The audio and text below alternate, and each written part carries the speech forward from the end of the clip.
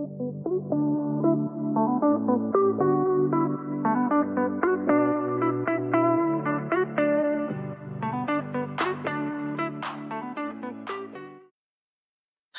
and welcome back to another episode of Heart and Health Wellness. I'm your host, Dr. Melissa Welch, and I'm so glad that you are here. If you are watching today, you can peep Skeeter's tail over here. This is my male kitty cat, and he's being a stinker toot, so hopefully he won't interrupt us too much today. Right now, he's just hanging out right here. If you are brand new here, just know that this is a nice, relaxed place where we talk all about your biopsychosocial and spiritual health and wellness and well-being. And it looks like Reggie is now going to try and join us. This is my female cat, so they both want to be part of what we're doing today. So I'm glad you've joined us. Today we're going to talk all about sleep and some of the challenges that you might face with sleep, why sleep is important and more than just a habit, and how you can reclaim your rest and improve your biopsychosocial spiritual wellness with improved sleep.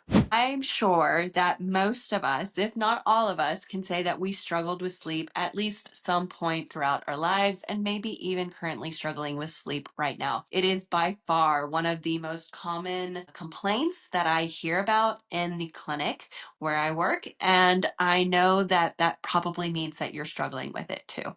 Sleep is one of those things that we just really have a hard time with in our culture, and getting restful sleep especially is really tricky. So that's why we are diving into that today. So even if you're doing all of the right things, you're going to bed at a decent time, you're trying to get rest when you can, you might still wake up totally exhausted. You might hit that snooze button over and over again. I was just talking to my sister about this weekend. Figuring out that I have a snooze button is one of the worst things that ever happened to me in college. And you might be feeling really anxious either right before you go to bed or even when you wake up in the morning as soon as you open your eyes. Just know that if that is you, it is a very common, I want to say normal, although I don't really like the word normal. It's a very common experience and you are not alone. And I get it. I've been there. I've experienced that before. We're going to talk today about why those things happen and what you can do to help you have better sleep and approach sleep in a healthier way through that biopsychosocial spiritual lens. So I hope today is helpful for you. I want you to remember, if you've been listening to the podcast and you're thinking like, I'm trying all of these things, I'm doing all of the things that I need to for my mental health and my relationships and my physical habits and even my faith, and I still feel like something is off. If that is you, I created something just recently called the Wellness Blind Spot Quiz, and I want you to check it out. It will take you less than 3 minutes to complete it. I've got the link for you down in the show notes, and all it is going to be a few questions that help you identify which area of your biopsychosocial spiritual wellness you might be unintentionally neglecting. So if you feel like you're trying all the things and you're spinning your wheels, please check that out. It's down below. Also, a quick note, Mother's Day is coming up. So if you know a new mom or a mom with a little one in particular, I want to encourage you to check out We Are Amma. So We Are Amma is the company that created the Cocoon, which is the most beautiful, breathable, fantastic nursing cover that I loved to use when we were in that season of life.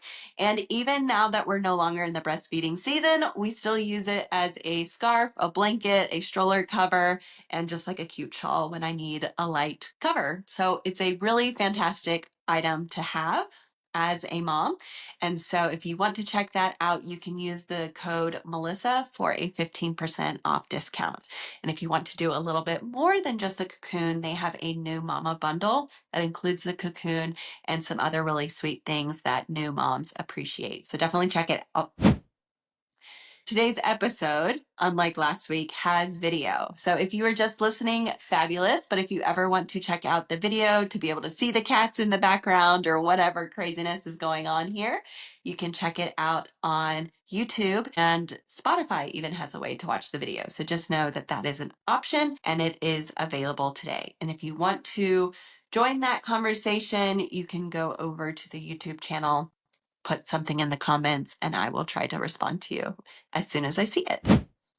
All right, so first of all, let's just talk about why is it hard to wake up every day? Even when you feel like you've gone to bed at the right time, you followed the routine, you got restful sleep, sometimes it's just still hard to get out of bed. And There's several reasons for that. Biologically, it's because your body experiences something called sleep inertia. And that's basically it's the brain's ability to reboot itself and get going in the morning. So that grogginess that you really experience in that first 15 minutes to an hour after waking up, completely normal, but it's going to be so much worse when your sleep quality is poor. So just know that.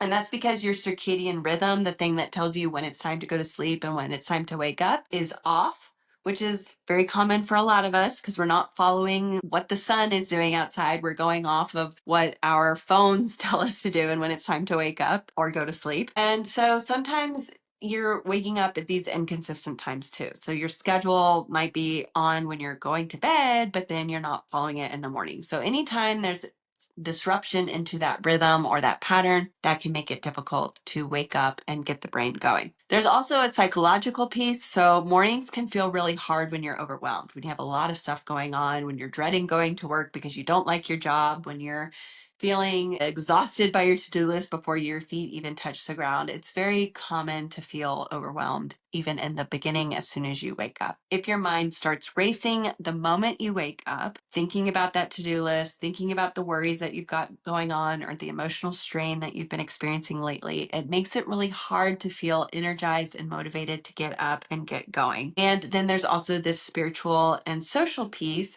when you're feeling disconnected from your purpose or you're waking up to immediately taking care of everyone else but yourself, your body is going to feel resistant to doing that. There's actually an internal push back away from that, which is really, really normal. I've definitely been there. There's definitely times when I feel like I'm waking up and I just don't even want to entertain what's going on and I just want to be able to go back to sleep. And it's so hard to get yourself and get going. I was actually just talking to somebody in the clinic about this last week and they were saying, I'm just feeling really depressed. And they also mentioned they don't have a job right now and they don't have any friends in the area. And so it's hard for them to get up and get going during the day or in the morning.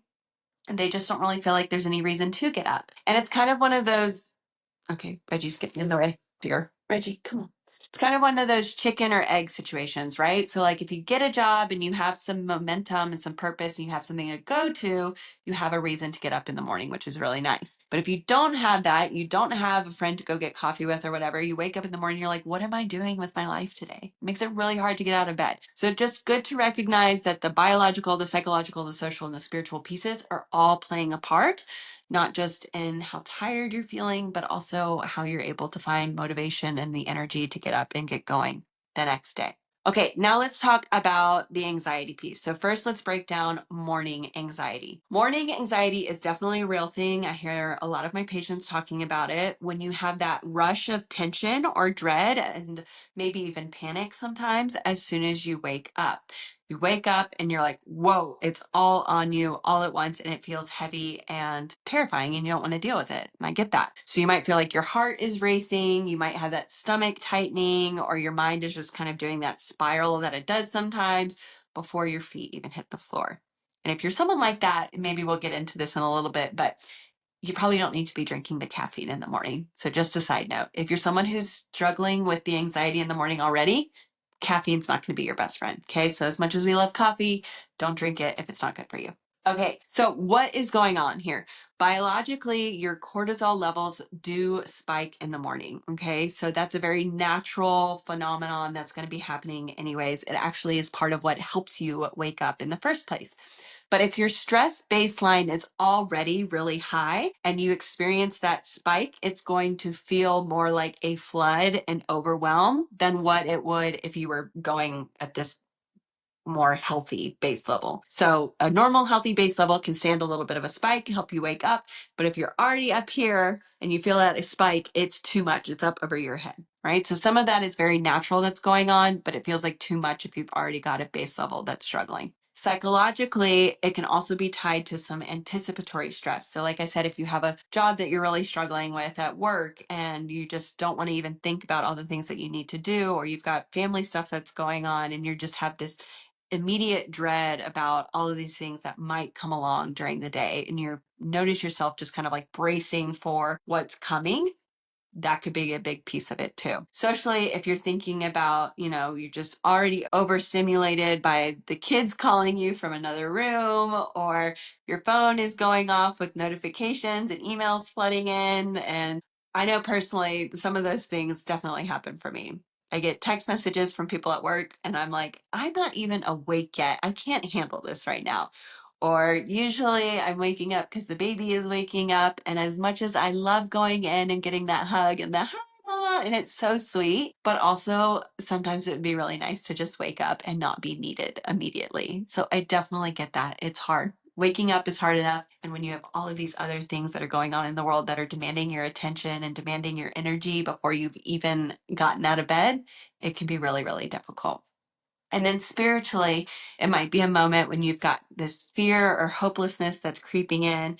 And so, if there's kind of this dread, doom and gloom of what's going to happen in life, or just kind of overall big picture, one of the things that's really helped me personally is trying to remember or kind of tell myself some kind of short truth or encouragement that will help me get out of bed. So something like, this is a day that I get to be used and I get to give back to people and I get to help people. And it's going to feel really good to be able to be used in the way that God intended for me to be used, or something like that. Or I, hear the baby crying. Thank goodness I have a wonderful home where my baby wants to see me and looks forward to seeing me and loves me. And that tells me that I'm being a good mom, or whatever it might be. Like telling myself some kind of motivational, inspirational thing to get me going can be really helpful. Even when it's hard, I know that that is still fulfilling and a good purpose for my life, right? So a little bit of encouragement can definitely help. Okay, now let's talk about anxiety in regards to sleep and when it's hard to go to sleep. So at the end of the day, there's a lot of people who struggle with sleep anxiety, and this is probably more common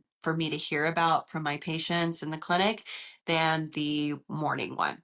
For people who are trying to go to bed and you're just lying there awake and you're exhausted, but you cannot get your brain to shut off. And I'll ask them, are you thinking about something? Are you stressed? Are you upset? Is your stomach bothering you? What is it? And they're like, no, I'm laying there. I've got the lights off, the TV's off, my phone is down, and I just can't go to sleep. And it's the most frustrating thing ever. And then the more frustrated you get, the more difficult it is to go to sleep. It's this really nasty cycle. So that can look like racing thoughts where they're just running through your mind and you can't get them to stop. It can feel like you have to fall asleep quickly to function tomorrow. Quick example of this. I remember when I had standardized testing in school, and I would hear from the teachers and everybody at school, you've got to get a good night's sleep tonight so that you can do well on the test tomorrow.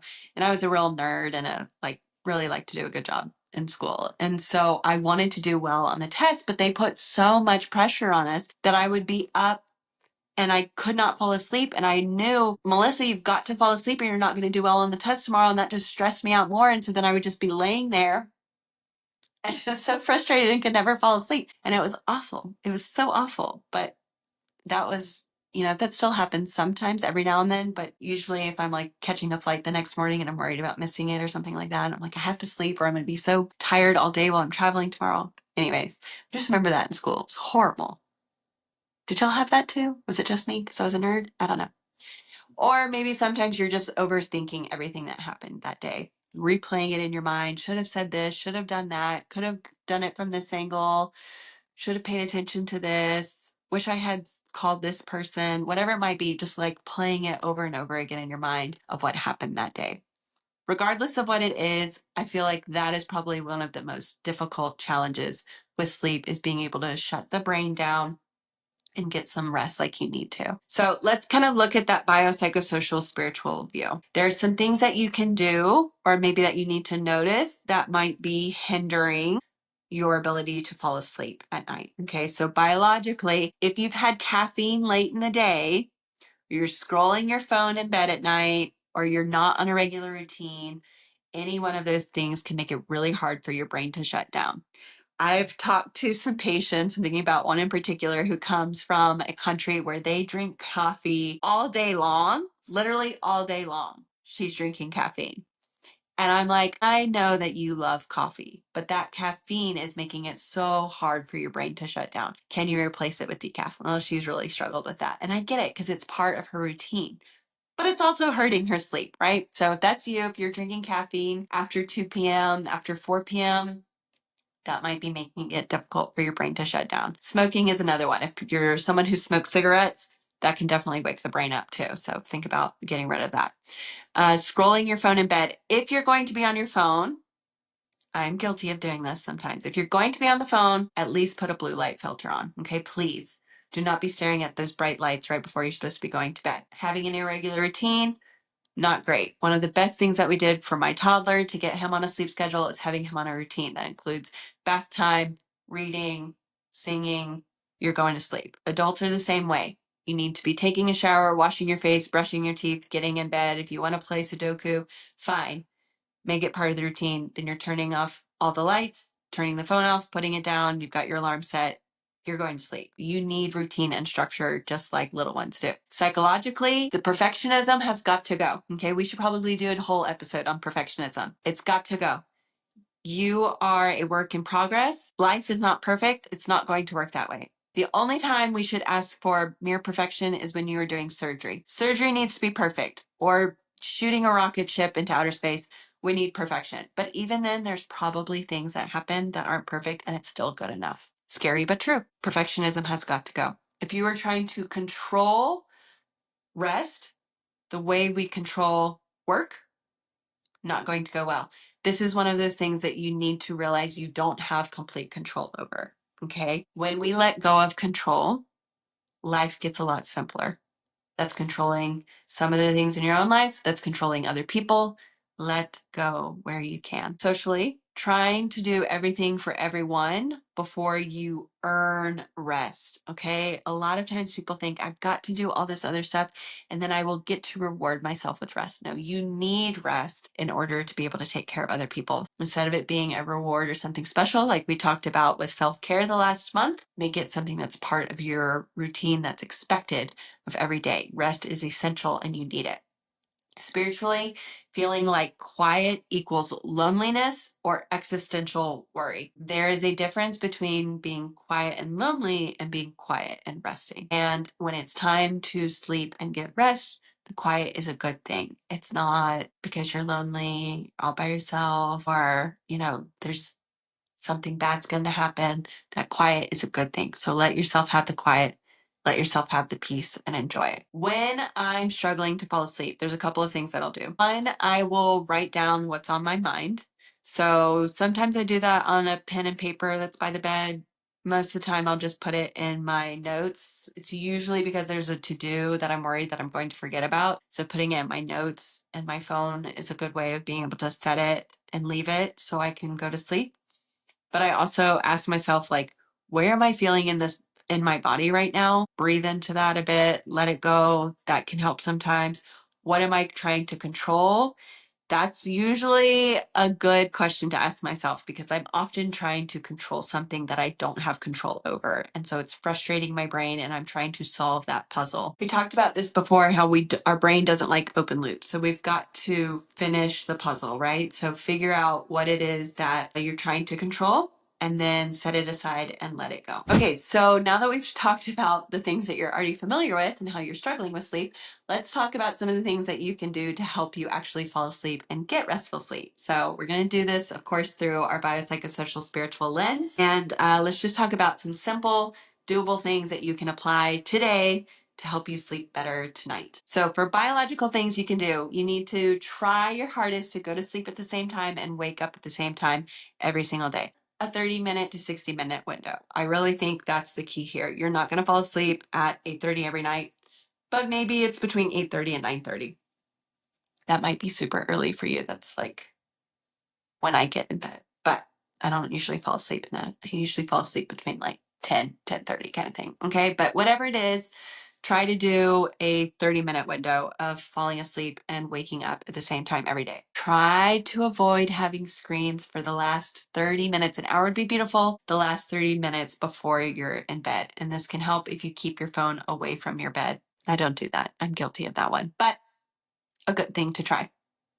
Having a warm shower, maybe some tea, taking some magnesium, or having a weighted blanket. All of those, except for the tea, are things that I incorporate into my nightly routine.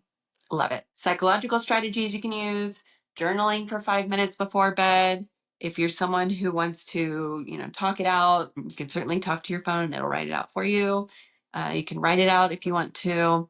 Journaling to get kind of this brain dump so it's not in your brain. Remember, it gives you power once you put it onto paper. That can be a really good thing to do. Using affirmations like I'm allowed to rest even if I didn't finish my to-do list. I'm allowed to turn my brain off even though I haven't finished this project. Things like that can be really helpful to say. You can certainly try a guided meditation app. I've got those 3 favorites linked in this downloadable, I guess you could call it a little guide or a PDF. Anyways, that's available to you, my 3 top meditation apps. If you want to check those out, that could be really helpful.